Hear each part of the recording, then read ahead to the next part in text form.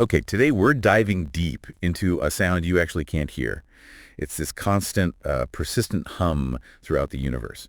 We're talking about the nanohertz gravitational wave background, the GWB. So let's strap in for a journey really across the galaxy to understand what's genuinely one of the biggest discoveries in physics recently. Yeah, it's like the universe's deep bass note, isn't it? The rhythm of space-time itself. And it's totally different from those high-frequency chirps that LEGO picks up from, say, black hole mergers. This is low, a constant hum. Right, a background hum.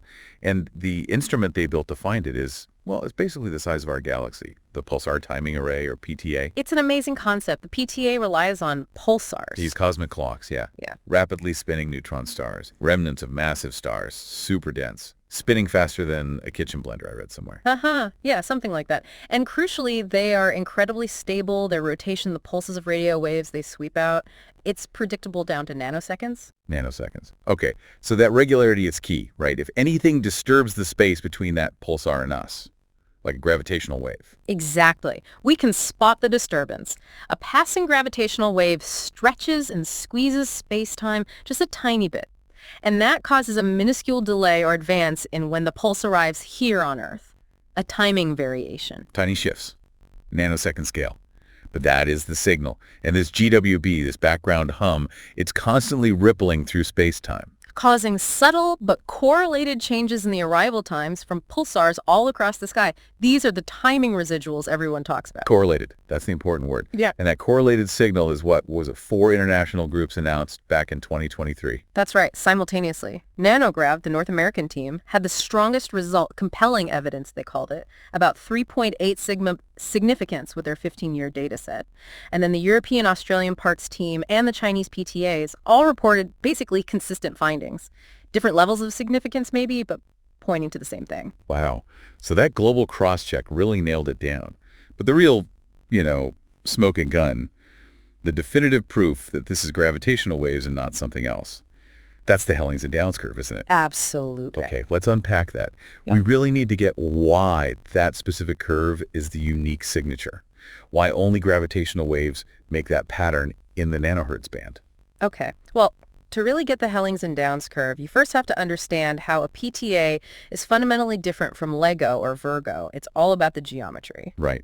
LIGO detects high-frequency waves, maybe from stellar mass black holes merging. Its arms are, a few kilometers long? Kilometers, yes. But the gravitational waves it detects have wavelengths of thousands of kilometers. So the detector is tiny compared to the waves. Exactly. LIGO is in the short arm limit. The wave basically washes over the whole detector instantaneously. It causes a simple stretch in one direction, a squeeze in the other, a very clean quadrupolar pattern. Okay, simple stretch and squeeze. But PTAs, we're using the distance from Earth to the pulsars as the arm. That's hundreds, thousands of light years. Correct. And the nanohertz gravitational waves we're looking for, their wavelengths are maybe tens of light years. Ah, so the arm is much longer than the wavelength, the opposite of LIGO. Precisely. PTAs are in the long arm limit. And the physical consequences, well, this is where it gets really interesting. Okay, wait. If the arm is much, much longer than the wave, what happens to that radio pulse traveling from the pulsar to us? Good question.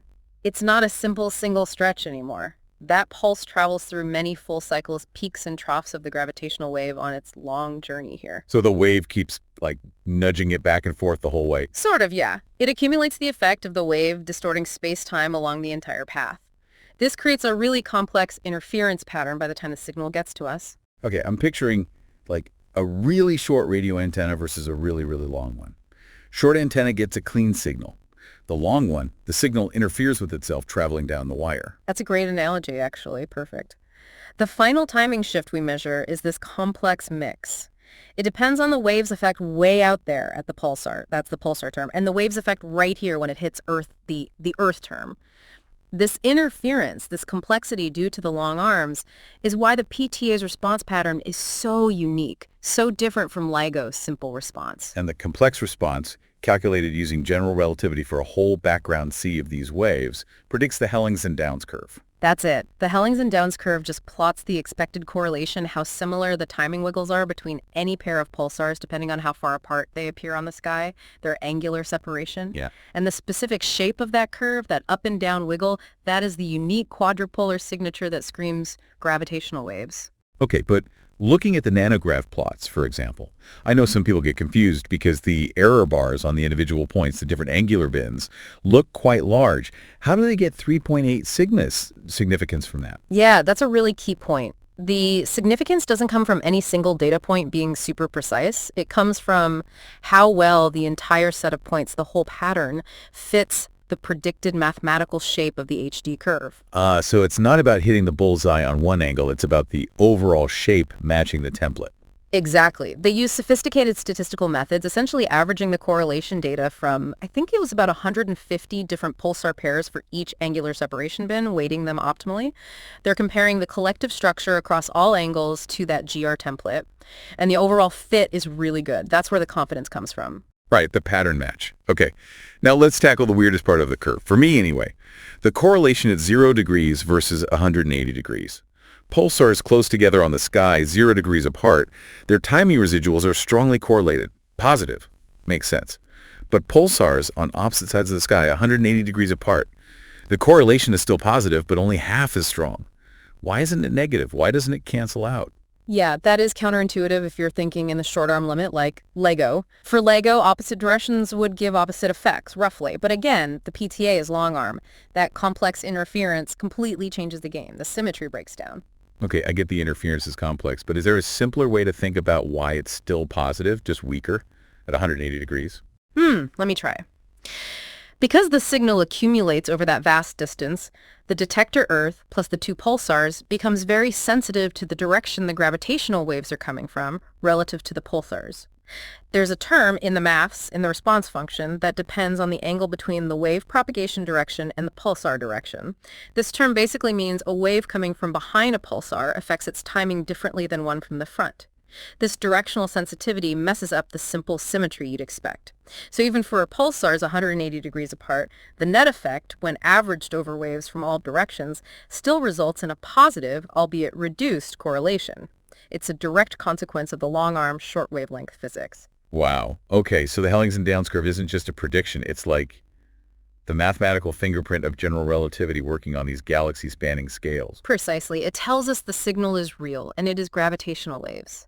So naturally, the next big question becomes, what's making the hum? What's the source? Right. What cosmic orchestra is playing this tune? I gather there are two main types of candidates, astrophysical and cosmological. That's the split, yeah. The leading candidate right now is astrophysical. It's thought to be the combined whisper, or hum, from potentially millions of pairs of supermassive black holes spiraling together. Supermassive black hole binaries, SMBHPs, these are the giants in the centers of galaxies, right? Yeah. Millions to billions of times the mass of the sun. Exactly. When galaxies merge, their central black holes are expected to eventually find each other, form a binary, and slowly spiral in, emitting these low-frequency gravitational waves. Add up enough of these across cosmic time, And you get a background hum. And the NANOGrav data seems consistent with what we expect from galaxy mergers. Broadly speaking, yes. The signal strength is in the ballpark predicted by models of galaxy formation and evolution. Okay, but then there are the more exotic possibilities, the cosmological ones, Yeah. echoes from the very, very early universe. Right. This is exciting because it could be probing physics from before Big Bang nucleosynthesis, or BBN, an era we basically can't see with light. Before the first light elements were formed, what could make gravitational waves back then? Several ideas are on the table. One is cosmic inflation, that incredibly rapid expansion phase moments after the Big Bang. Quantum fluctuations during inflation could have generated a background of gravitational waves.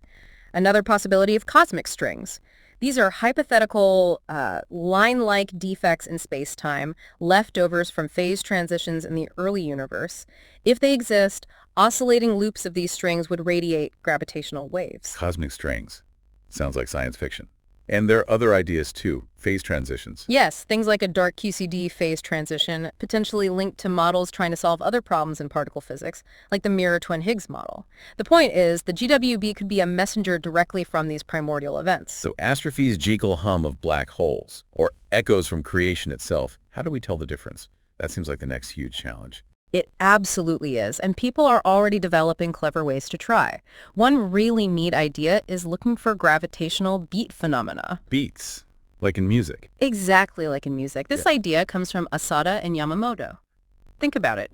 If the background isn't a perfectly smooth hum from millions of distant sources, but is maybe dominated by a few relatively nearby supermassive black hole binaries, and if a couple of those nearby pairs happen to have very similar orbital frequencies, their gravitational waves would interfere. Ah, like two slightly out-of-tune guitar strings. You hear that rhythmic wah, wah, wah sound? Yeah. The volume pulsing? Precisely. Finding that kind of periodic modulation, those beats, in the overall timing signal would be strong evidence. It would suggest a few loud, discrete sources nearby rather than a perfectly smooth, diffuse background like you might expect from inflation. That's clever. Using interference patterns to count the dominant sources. So, okay, we have the detection, we have the Hellings-Downs confirmation. What does this all mean for testing, like fundamental physics itself? We have the standard prediction from general relativity, the HD curve. Is the next step looking for tiny deviations from that curve? Would that mean new physics? That's exactly where a lot of the cutting-edge work is focused now, running complex statistical analyses, Bayesian analyses, comparing the data we have not just to the standard HD curve, but to alternative models, theories that go beyond general relativity. And what kind of beyond GR ideas are being tested with the PTA data? Well, they've looked at things like massive gravity, the idea that the graviton, the particle carrying the gravitational force, might actually have a tiny mass. That would change how gravitational waves propagate and could introduce new types of wave polarizations. They've also tested scenarios involving exotic forms of dark matter, like hypothetical spin-2 ultralight dark matter particles, which could potentially interact with or mimic gravitational waves. Okay, interesting. And what did the NANOGrav 15-year results say? Did they see any hints of these exotic theories? Not yet, basically. The current data just isn't quite sensitive enough to definitively distinguish between standard general relativity and these alternatives. Right now, models with massive gravity or certain dark matter candidates are described as statistically equivalent to the standard HD prediction, or maybe showing just weak evidence.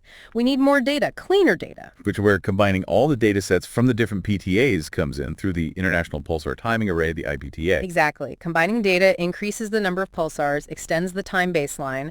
It should significantly boost the sensitivity, hopefully allowing us to start favoring one model over another, or ruling things out. But even with perfect, super clean data in the future, we shouldn't expect the measurements to perfectly trace that smooth theoretical HD curve, should we? Because of this thing called cosmic variance. Ah, yes, cosmic variance. That's a really crucial concept as the field matures. You're absolutely right. The theoretical Hellings-Downs curve represents an average. It's the correlation you'd expect if you could average measurements over an infinite number of universes, each with its own random distribution of gravitational wave sources. But we can't do that.